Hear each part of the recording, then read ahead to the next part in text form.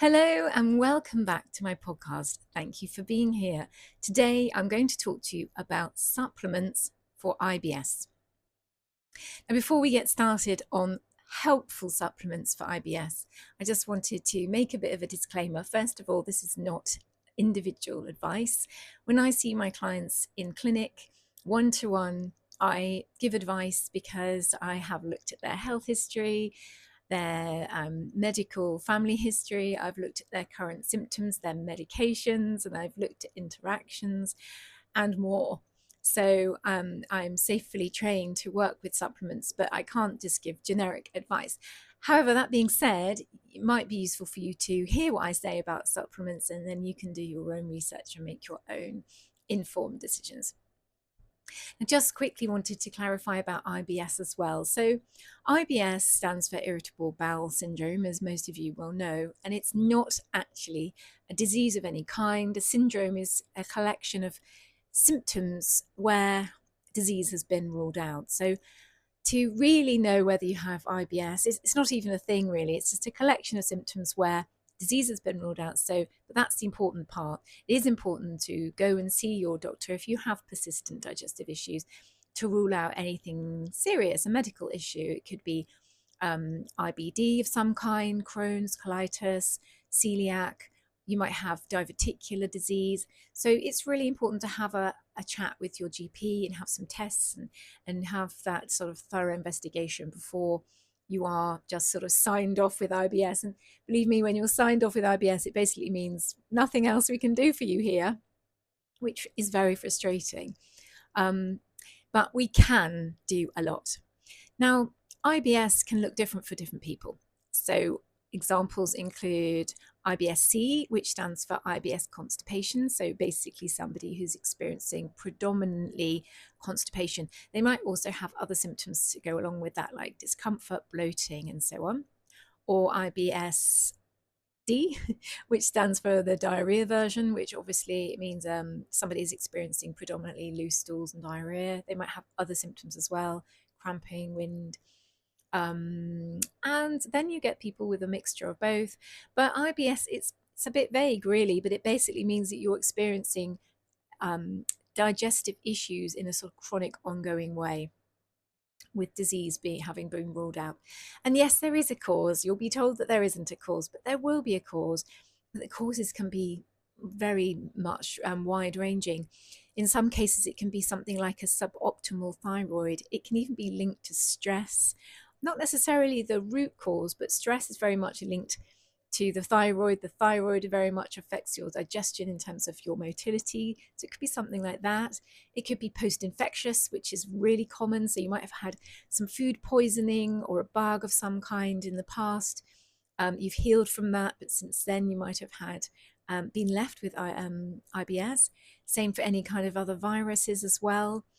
You might have a cause as well is something called SIBO, S-I-B-O, which stands for small intestinal bacterial overgrowth, which is when there's bacteria in the small intestine which shouldn't really be there.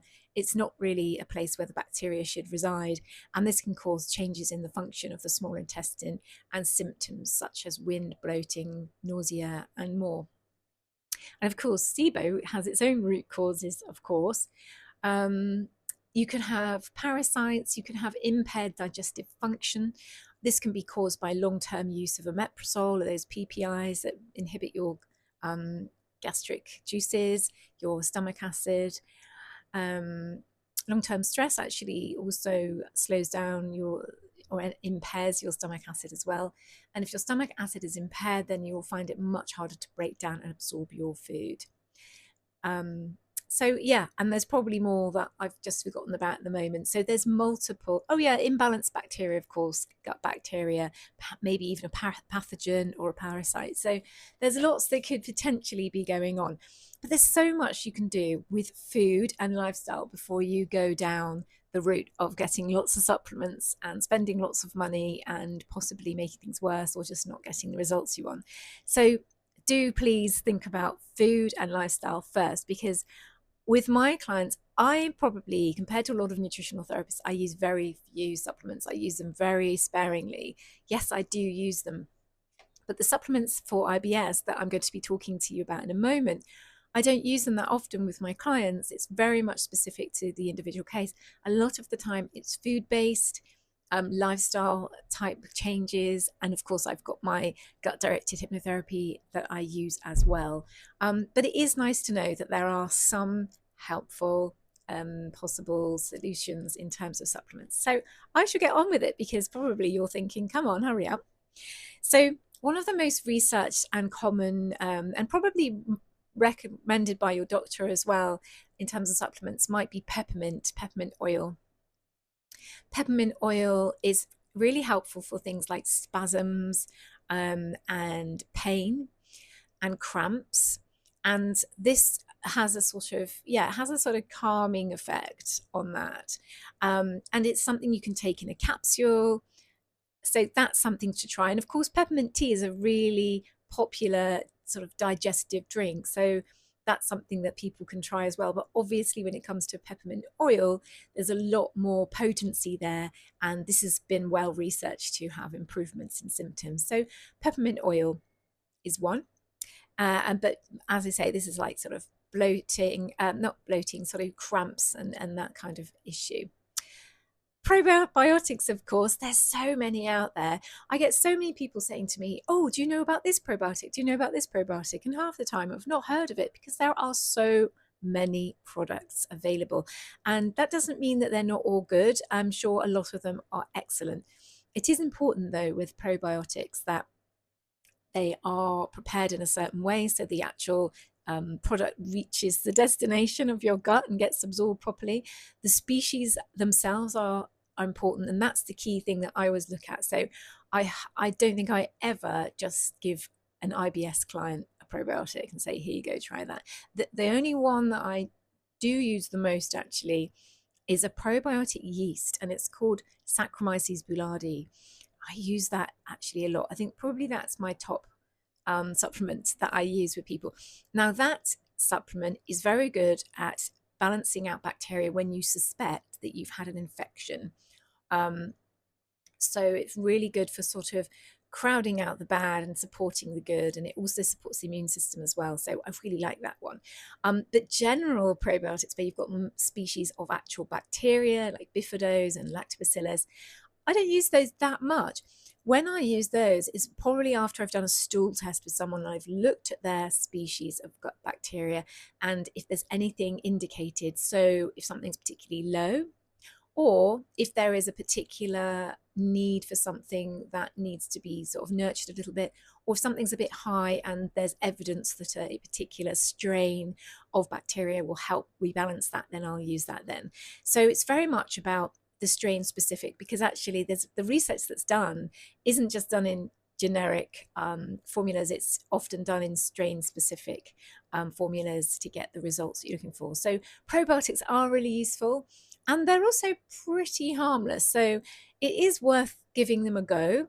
And actually, it can be quite common to experience bloating and problems, for a few days when you first start taking them. But if those symptoms don't normalize, then stop taking them, of course. That could also indicate that you've got other issues, possibly something like SIBO, which is in the small intestine. SIBO, when you've got bacteria imbalances, taking a probiotic can sometimes contribute even more to that imbalance, and that's why we sometimes don't use them. So in terms of, is it suitable for you? Yeah, it's safe. You can give it a go. Doesn't really interact with any medications. It's only unsuitable for somebody who's severely immune compromised. So not really the general population of people that will probably be listening to this. But I find that they can, on their own, sometimes they don't really make much difference. So being specific to the strain is what I do in clinic. Fiber supplements. So there's lots of different products out there that are like fiber powders. And again, I can't speak for all of these because there are so many, and some of them are really good and some of them maybe not so good. Some of them might make things worse for you. So you could trial and error. Again, though, it depends on your budget, because actually some of these are really quite expensive, but some are quite cheap. And I'll tell you about the cheap one in a minute. But I was just going to say about fiber is there are lots of different types, and some of them are prebiotic fibers. Now, prebiotics are like the fuel for the species. So the species are the bacteria and all the other yeasts and things like that thrive in the colon, in your microbiome. And those species, the bacteria that we're mostly trying to look after, they need some fuel, they need food, they like vegetables and fiber. And prebiotics is the name we give for certain foods that are particularly fibrous, that feed these gut bacteria and help them and nurture them along. So we need them in order. So it's no good just taking probiotics without the diet to sort of support that as well. But some of these prebiotics can cause problems and they can cause discomfort as well. So things like FOS and GOS, and inulin, things like that, they can be helpful. They can also cause bloating and problems as well. But one of my favorites, which is pretty affordable, is called psyllium husk. Now, I don't know if I remember if I said this at the beginning, but if you're on medication, you really do need to be careful with adding in supplements willy-nilly, because they can interact with your medication. Psyllium is really good. It's very safe, but really when I do a lot of when I look at interactions of people's medications, psyllium does interact with medications insofar as it can sort of inhibit the absorption. So really you need to seek the advice of a health professional if you're on lots of medications and you want to use psyllium. You could try taking it at a different time of the day, away from your medications, because that might be a possibility for you. But anyway, psyllium is a type of fiber that helps to normalize your stools. So if you're a bit loose, it can help sort of firm them up a bit. If you're a bit more sluggish and constipated, it can help to sort of loosen things up. You do need to drink plenty of water and follow the instructions on the bottle or the packet, and give it a few days or weeks to see how it's working. But it's pretty affordable. It comes as a capsule, or you can have it as a powder, stirring it into drinks. And obviously that depends on whether you like the taste and the texture, which might not be so popular. So yeah, that's psyllium husk. Another powder that's very effective is called partially hydrolyzed guar gum, PHGG. I find this tends to be quite an expensive supplement, but it can be very, very good for some people. And again, like psyllium husk, it's meant to normalize your stools. So loosening or firming, depending on what's needed. And both psyllium and PHGG can really also help to feed the microbiome and support and act as a bit of a sort of fiber and a bit of prebiotic. So they are safe to use long term, but again, very much depends on the individual person. Something else that I use in clinic is something called digestive bitters. Now, again, this is definitely something to be cautious of if you are on medications, because digestive bitters are herbs. They're a herbal tincture, and actually every product that you find when you look at what's available online or on the shops for herbal bitters, they all have different combinations, but essentially they'll have extracts of herbs that have a calming effect, but also a stimulating effect. So they stimulate your natural digestive enzymes and juices and bile and all the rest of it, but they also might have a calmative effect. So it really depends on the ingredients listed there. And for that reason, because there's often lots of different herbs, that they can interact with medication. So that would be to use cautiously. But if you're not on any medications, I particularly like them because it's a very gentle sort of food-based approach. You take some bitters in a small amount of water before eating a meal. And why would you take them? This is because you might be experiencing things like cramping and bloating and wind. So particularly good for that. I don't think I said why you might take probiotics. I think probably everyone just knows that they might be helpful for your gut bacteria, but actually, yes. So probiotics, in terms of your symptoms, generally when people have got any digestive upsets, they might give probiotics a try, but not every supplement is suitable for every kind of issue.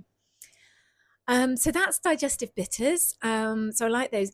And then also another thing is digestive enzymes. Now, just want to say again, caution, digestive enzymes, sometimes you get them when they're just the enzymes, and these enzymes are mimicking the enzymes that your body naturally produces to help break down all the different food components, so proteins and starches and fats and so on. But often they have a little bit of something called HCl in there and pepsin. And this is to help mimic stomach acid, because stomach acid is so important. It needs to be optimal to break down and absorb your food. And actually, quite a lot of the time, we seem to be worried about stomach acid and wanting to suppress it. If you're taking omeprazole, it suppresses your stomach acid, but that's not a good thing, because our stomach acid's there for a reason. It's killing bacteria, it's killing bugs, it is breaking down, absorbing your food and helping you to absorb nutrients. So enzymes can be really helpful for helping you to break down and absorb food. But the reason why I mentioned the HCl and pepsin, the acid side, is because if you know that you have an ulcer, you must not take HCl and pepsin, because it can worsen it and flare it up and cause all sorts of problems. So if you suspect an ulcer, or you have an ulcer, then do not take that. So you have to be very cautious with these things. But if you don't have an ulcer, then I find them really useful, and I use them quite often with people who have got general digestion problems. They really seem to be struggling to digest their food, bloating, wind, and they're not responding to some of my other diet and lifestyle approaches. I quite often use them as well with my celiac clients, because again, they seem to struggle with breaking down and absorbing their nutrients. So that's digestive enzymes. I'm just going to look at my list and see if I have anything else. I think that's about it, really. So as usual, I would always say, do try food and lifestyle first. Do be cautious and think about medications and interactions. Try not to get sucked into all the adverts on Instagram for supplements like I sometimes do, because you can end up spending absolute fortune. But, start with one thing, do a little symptom diary and look at your progress and see how it's helped, because there's no point spending a lot of money on a supplement, particularly something like a probiotic, if you actually don't notice any benefit.